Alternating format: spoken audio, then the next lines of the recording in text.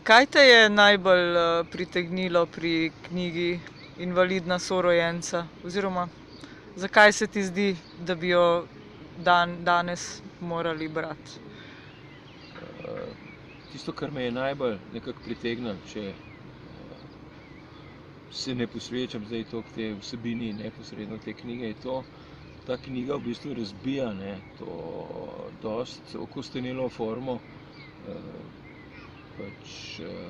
literature, neke proze, nekega romana, ki se je pri nas zdaj tako že zakoreninila, da sploh ne vidimo več, da obstajajo vse mogoče drugi načini, kako lahko neka knjiga funkcionira in kako lahko poseže v neko dosti zamejen in sistematiziran pogled na svet. To mi je najbolj všeč, kako prvič to z neko veliko literarno veščino razbije ta vzorec, ta okosteneli vzorec pisanja.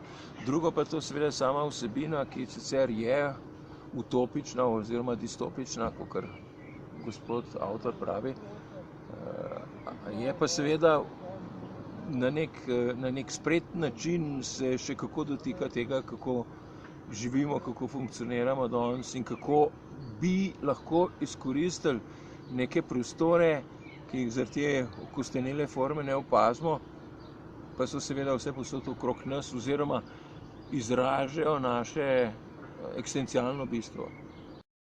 Bi še kaj povedal, kaj ti pa osebno ta knjiga dala?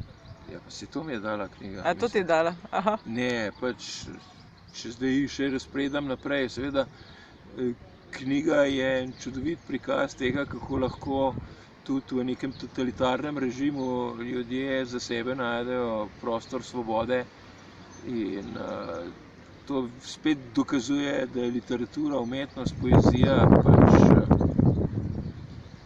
nek način, kako ti ne le, da opisuješ kritično neke razmere, v katerih živiš, ampak da tudi neko alternativo odpreš, nek alternativen prostor, da se neka pozitivna, ustvarjalna energija začne odvijati, kar te vzpostavi kot človeka, seveda, ki je potem sposoben tudi v takem zelo zatrtem sistemu funkcionirati na en zrel način.